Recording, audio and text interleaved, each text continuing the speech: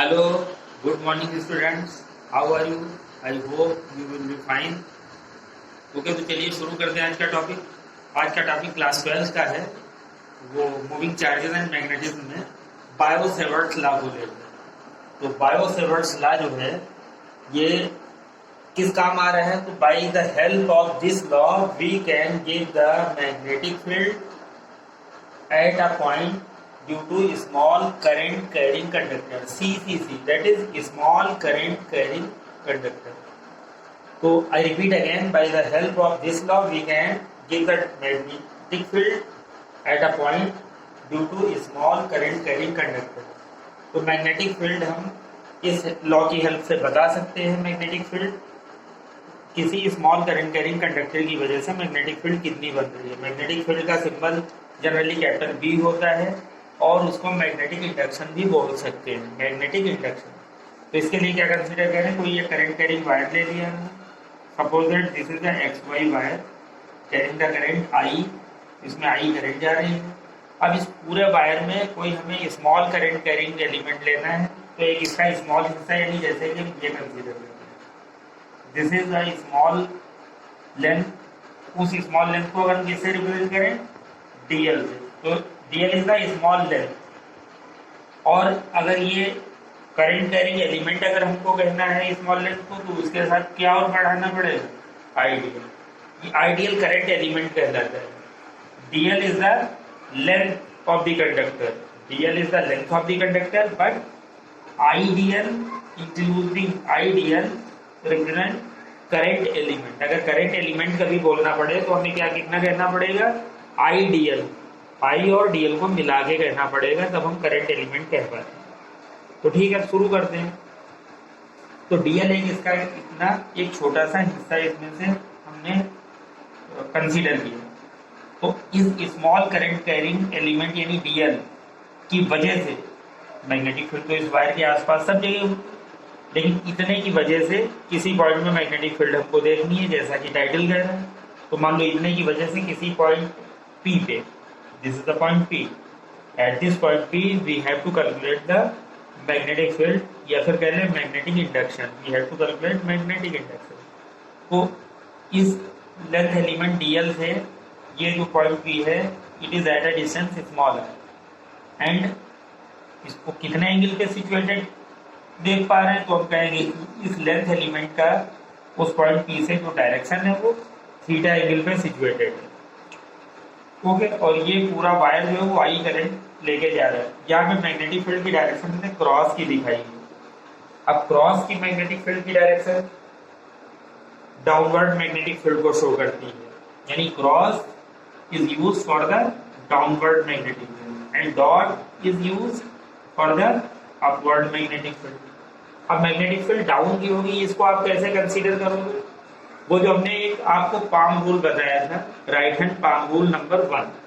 Right hand palm rule number 1 ये कहता है कि अगर हम अपने पाम में थंब को करंट की डायरेक्शन में रखें और फिंगर टिप जो है, फिंगर की टिप इसको उस पॉइंट की तरफ रखें जिस पॉइंट पे हमको मैग्नेटिक फील्ड निकालनी है, तो उस समय पाम जिधर होगा, अगर पाम ऊपर की तरफ है तो अपवर्ड डायरेक्शन मैग्नेटिक फील्ड की होगी, और अगर नीचे की तरफ है तो डाउनवर्ड डायरेक्शन। तो अब देखें हम लोग वो करते हैं, देखें हम इधर आना पड़े, देखें this is the direction of current. तो थंब को हमको करंट की तरफ रखना है, ठीक है, और टिप को हमें उस पॉइंट की तरफ रखना है। इस सिचुएशन में ये जो है, अगर बोर्ड को अगर आप ऐसे मान लो कि अगर रखा हुआ सा होता, तो ये हथेली का हिस्सा कहाँ जाता है? नीचे। या कह लो आप अंदर की तरफ मतलब नीचे, बाहर की तरफ मतलब ऊपर, अंदर की तरफ से मतलब है नीचे। तो आपको क्लियर हो गया होगा कि thumb in the direction of current, tip of the fingers is indicating toward that point P at which the magnetic field is required. Then the palm denote the direction of magnetic field. तो palm चाहे कह लो inside है, चाहे अगर board को horizontally रखे तो कहेंगे वो नीचे की तरफ होगी। तो मैग्नेटिक फील्ड की डायरेक्शन किधर हो गई? इनवर्ट कर लो, या नीचे की तरफ की होगी, तो इसलिए क्रॉस दिखा दो। यही अगर सिमेट्री की वजह से अगर एक पॉइंट सिमेट्रिकली इधर लेते, किसी का सिमेट्रिक पॉइंट इधर ले, तो मैग्नेटिक फील्ड अपवर्ड की हो जाएगी, तब देखें इधर से आना पड़ेगा, करंट ऊपर की है तो हम उसी डायरेक्शन में, और फिंगर की टिप अगर यहाँ पे पॉइंट हम कोई लेते पी से रिलेटेड पी डैश, तो देखें टिप को वहां किया, अब पाम आउटवर्ड है, या अगर बोर्ड को सीधा रखते तो कहते हैं कि पाम अब ऊपर की तरफ है, यानी मैग्नेटिक फील्ड आउटवर्ड होती, ठीक है, और यह कहते हैं कि in the upward direction.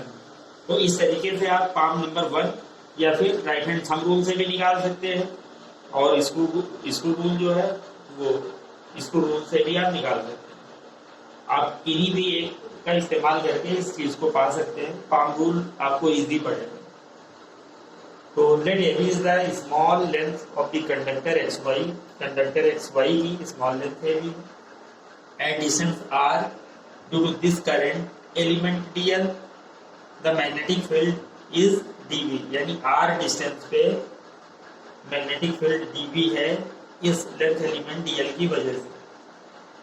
Late theta is the angle between DL and R, DL ये हो गया लेंथ एलिमेंट, और R यानी ये जो डिस्टेंस हो, तो कह रहे हैं कि इनके बीच का जो डिस्टेंस और जो लेंथ है, इनके बीच का जो एंगल पड़ रहा है वो भी एक स्मॉल एंगल थीटा है।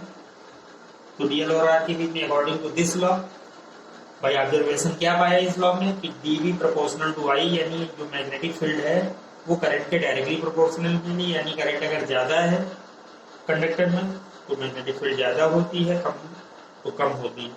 DB प्रोपोर्शनल टू DL, यानी लेंथ एलिमेंट के सेक्शन पे डिपेंड करता है, अगर लेंथ एलिमेंट बड़ा ले लें तो मैग्नेटिक फील्ड ज्यादा होगी, लेंथ एलिमेंट कम लेते हैं तो मैग्नेटिक फील्ड कम होगी, यानी छोटे हिस्से की वजह से कम मैग्नेटिक फील्ड और बड़े हिस्से की वजह से ज्यादा मैग्नेटिक फील्ड होगी।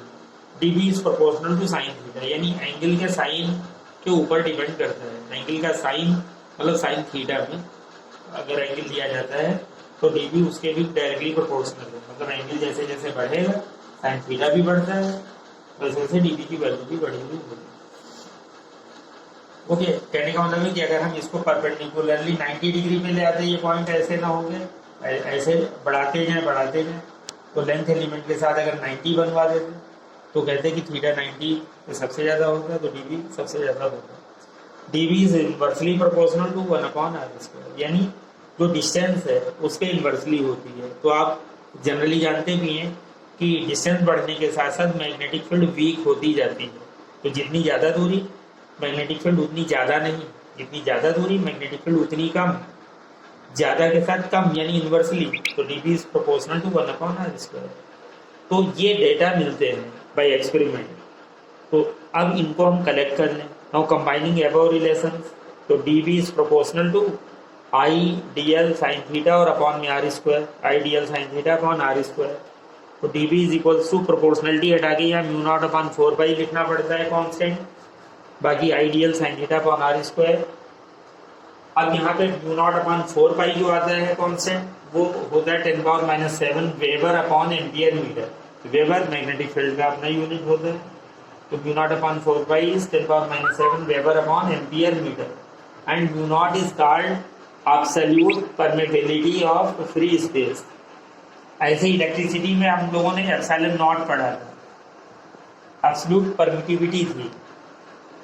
परमिटिविटी थी इलेक्ट्रिसिटी में, इलेक्ट्रोस्टैटिक्स में एप्सिलॉन नॉट, और यहाँ μ0 एब्सोल्यूट परमिटिविटी से हटके एब्सोल्यूट परमेबिलिटी है ऑफ द फ्री स्पेस, यानी वो वहाँ का कांस्टेंट था इलेक्ट्रोस्टैटिक्स का, और ये मैग्नेटिज्म का कांस्टेंट है। बट इन CGS सिस्टम हम इतना हटा के पढ़ेंगे, μ0/4π को हम यूज नहीं करेंगे, but in CGS system the formula is noted as B is equal to IDL sin theta upon r²। इसका मतलब ये हो गया कि μ0/4π जो है ये SI सिस्टम का अपना एक कांस्टेंट है, यानी जो कन्वर्जन CGS और SI के बीच में बैठता है ये उसकी वैल्यू है। CGS में यानी कि ये 1 होता है, तो μ0/4π 1 उसकी जगह पे था, और MKS में या SI सिस्टम में जाते हैं तो 10⁻⁷ लेना पड़ता है, यानी μ0/4π CGS में नहीं लगाया। ये तो हुआ स्केलर फॉर्म इस फार्मूले का। तो नाउ द वेक्टर फॉर्म, तो एरो दे दें B पे और IDL sin theta upon r², और इसके साथ में वेक्टर फॉर्म जब ले रहे हैं तो एक यूनिट वेक्टर ले लेना चाहिए r के। और आर कैप आप जैसा कि जानते हो वेक्टर को जब उसी के मॉड से डिवाइड करते हैं, यानी vector R upon simply R या मॉड आर, कैसे सिंपल आर लिखें या आर के ऊपर क्या लगा दें मॉड आर। बात देखो, यानी mod R is equal to simple R, यानी मैग्नीट्यूड हो रहा है।